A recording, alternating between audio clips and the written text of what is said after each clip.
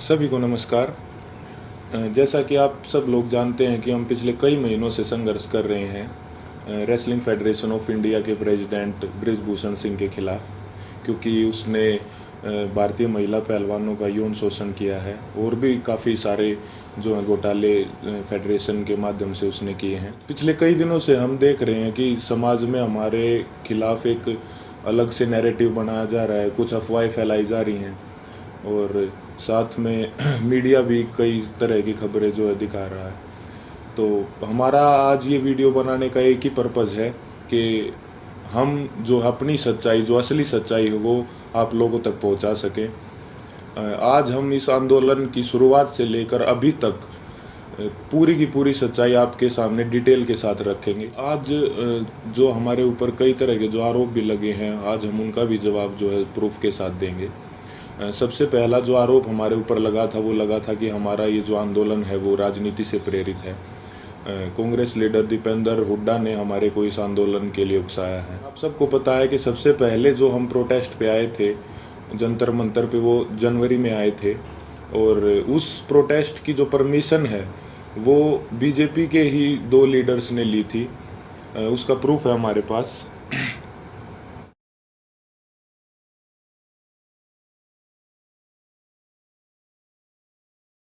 Protest की जो permission जो जंतर मंतर थाने से ली गई थी वो बीजेपी लीडर तीर्थ राणा और बीजेपी लीडर बबीता फोगाट ने जो वो परमिशन ली थी, जिसका प्रूफ भी अभी हमने आपको दिखाया।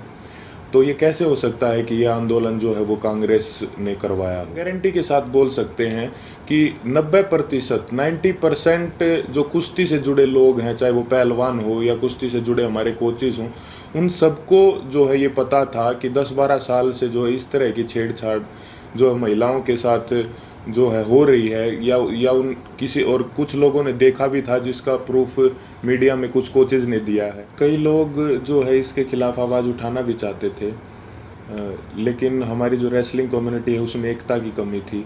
अगर किसी ने जो सिंगल अगर ये आवाज़ उठाने का फैसला भी किया तो वो बात जो है रेसलिंग जो है फेडरेशन के प्रेसिडेंट तक पहुंच जाती थी और उस आदमी के कैरियर में दिक्कत आना स्टार्ट हो जाती थी। लगातार और बार बार हमने सभी को बताया है कि जो हमारी लड़ाई वो सरकार के खिलाफ नहीं है, हमारी लड़ाई जो है रेसलिंग फेडरेशन के प्रेसिडेंट के खिलाफ है, क्योंकि जो भी शोषण उसने किया है, जो भी रेसलिंग के लिए गलत किया है वो उसने फेडरेशन के पद पर बने रहते हुए किया है। और हमारी लड़ाई सरकार से वैसे भी नहीं हो सकती, क्योंकि जो मैंने अभी आपको पीछे बताया कि जो है बृजभूषण भी जो है वो रूलिंग पार्टी से ही सांसद है और जो जिन्होंने प्रोटेस्ट की परमिशन ली वो भी जो है बीजेपी के ही लीडर हैं। तो इससे तो ये साफ होता है कि भाई हमारी लड़ाई सरकार के साथ नहीं थी। और हमारे ऊपर दूसरा आरोप ये भी था कि हम इतने टाइम तक चुप क्यों थे। तो इसके कई कारण हैं।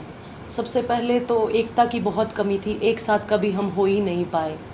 और इसका दूसरा कारण तो आप समझ ही सकते हैं कि माइनर जो लड़की जिसने 161 के बयान दिए, फिर 164 के, उसके कई दिन बाद जो है उसने अपने बयान बदले, क्योंकि उसके परिवार को डराया गया, धमकाया गया। तो सिंगल आवाज़ उठा भी कैसे सकते थे। कुश्ती में आने वाले सभी खिलाड़ी बहुत ही गरीब परिवार से होते हैं, उनमें हिम्मत नहीं होती वो इतनी बड़ी व्यवस्था और इतने पावरफुल आदमी के खिलाफ आवाज़ उठा सके। और वो सब आप लोगों ने महसूस भी कर लिया होगा कि इंडिया के टॉप रेसलर्स ने मिलकर आवाज़ उठाई और उसके बावजूद भी उन्हें किन किन हालातों से गुजरना पड़ा।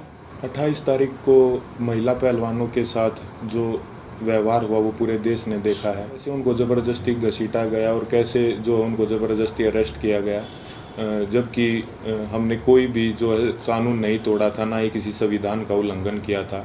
फिर भी हमारे ऊपर जो है इतना ज़ोर ज़बरदस्ती का और इतना बर्बर व्यवहार जो है किया गया पुलिस प्रशासन द्वारा। हम आप सबको ये क्लियर कर देना चाहते हैं कि जो 28 मई की जो महिला सम्मान महापंचायत की जो कॉल थी वो हमने नहीं दी थी, वो हमारे खाप चौधरियों ने दी थी महम में पंचायत के बाद। हमारे को तो कुछ समय के बाद जो है इस फैसले के कुछ समय बाद हमारे को ये पता चला कि 28 तारीख को जो है नए संसद भवन का उद्घाटन भी है। फिर भी जो है हमने हमारे बड़े बुजुर्गों के आदेश का जो है पालन किया, जिसके परिणाम स्वरूप जो है हमारे को इस तरीके से बर्बरतापूर्वक घसीटा गया रोड पे, और जो है हमारे को प्रोटेस्ट साइट से भी जो है ज़बरदस्ती हटा दिया गया। 28 तारीख को जो घटना हमारे साथ हुई उसने हमें अंदर से तोड़ दिया था। हमने देश के लिए इतने पदक जीते, देश का इतना मान सम्मान बढ़ाया, फिर भी हमारे मान सम्मान को जो है वो सड़कों पर रौंद दिया गया। उस घटना के बाद हम जो है इतने आहत हो गए थे, इतने परेशान हो गए थे कि वो बात हम वर्ड्स में भी नहीं बता सकते। हमें कुछ समझ नहीं आ रहा था कि हमारे साथ ये क्यों हुआ। उसके बाद हम सब ने अपने सारे मेडल्स गंगा जी में विसर्जित करने का फ़ैसला लिया, क्योंकि हमें वो अपने सारे मेडल्स बेईमानी नज़र आ रहे थे। लेकिन फिर हरिद्वार में भी हम सब इस तंत्र की साजिश का शिकार हो गए। जैसे ही हम हरिद्वार में अपने मेडल बहाने पहुँचे तो तंत्र से जुड़ा एक आदमी बजरंग का हाथ पकड़ के साइड में ले गया और उससे पता नहीं कितने नेताओं की बात करवाई कि आप रुको, आपके बारे में मीटिंग चल रही है और आपको न्याय भी मिल जाएगा, आप बस 7 बजे तक रुको। और कैसे भी करके जो है 7 बजे तक बजरंग को जो है रोक के रखा, और एग्जैक्ट 7 बजे तंत्र से जुड़े और भी इसी तंत्र से जुड़े लोग पता नहीं कितनी संख्या में वहाँ पर पहुँच जाते हैं। और वहाँ पे जो है व्यवस्था इस तरह की बन जाती है कि अगर उसके बाद हम मेडल बांटे जाते तो वहाँ पे हिंसा भी हो जाती। तो वहाँ भी हमने फिर समझदारी जो है दिखाई और जो है रुकने का निर्णय लिया कि अभी हम रुक जाते हैं। और एक और बात क्लियर कर दे कि वो मेडल हमने सिर्फ अपने कोचेज़ को और अपने माँ बाप को वापस दिए थे। वहाँ पे क्या चल रहा था ये हमारे को कुछ समझ में ही नहीं आ रहा था। हम उस मानसिक स्थिति में थे ही नहीं कि हम वहाँ पे किसी साजिश को या वहाँ पे क्या चल रहा है इस चीज़ को समझ पाते। हम बहुत ही एक तनाव में और एक बहुत दुखी मन के साथ अपने जीवन की पूरी कष्ट कमाई को वहाँ लेके गए थे। लेकिन वहाँ पे क्या हुआ उसको क्योंकि हम जो है आंदोलनकारी नहीं है ना, हमें एक्सपीरियंस है, हमने जो है पूरी ज़िंदगी कुश्ती करी है ना, सोशल लाइफ भी नहीं जिए, तो कई बार इस तरह के जो माहौल क्रिएट होते हैं वो नहीं समझ में आते। साथ में हम अपनी ज़िंदगी की पूरी कमाई वहाँ पे लेके गए हुए थे। इस घटना के बाद हमारी मानसिक स्थिति ऐसी हो गई थी कि हमें कुछ भी समझ नहीं आ रहा था कि कौन हमारे साथ है, कौन जो हमारे खिलाफ है, कौन इस तंत्र का हिस्सा है। हम दिमागी रूप से बिल्कुल जो है ब्लैंक आउट हो गए थे। और फिर उसके बाद कई लोग हमारे को मिलते रहे, कुछ समझाते रहे, हमारे को कुछ समझ नहीं आ रहा था कि किस पे विश्वास करें और किस पे ना करें। इसी बीच ये समझाया गया हमको कि होम मिनिस्टर सर से आपको मिलना चाहिए, क्योंकि जो है सारे समाधान वहीं से निकलेंगे। हम वहाँ पे सिर्फ अपनी बात रखने के लिए गए थे। और अब ये भी सुनने में आ रहा है कि कई खापे जो हैं वो हमसे नाराज़ हैं। मैं सबसे हाथ जोड़ के यही विनती करना चाहूँगा कि आप प्लीज़ अफवाहों पे ध्यान मत दो। अगर अनजाने में हमसे कोई गलती भी हुई हो तो हमें माफ़ करो। इतने दिन लगातार संघर्ष करने के बाद, इतने लोगों से मिलने के बाद हमने क्या महसूस किया है, क्या सीखा है, ये तो अभी हम आपको वर्ड्स में नहीं बता सकते। लेकिन हमने कई ऐसे इंसान भी देखे हैं हमारे साथ, और कई ऐसे संगठन देखे हैं जो निस्वार्थ भाव से जिन्होंने हमारा समर्थन किया है। हम उनका दिल से धन्यवाद करना चाहेंगे। संयुक्त किसान मोर्चा ने जो है पूरे जी जान से धरातल पे भी जो है हमारा जो समर्थन किया है। भाई चंद्रशेखर रावण का भी मैं दिल से धन्यवाद करना चाहूँगा, क्योंकि ये तंत्र जात पात में हमको बांटना चाहता था, लेकिन उस भाई ने हमारी दिल से सपोर्ट की है।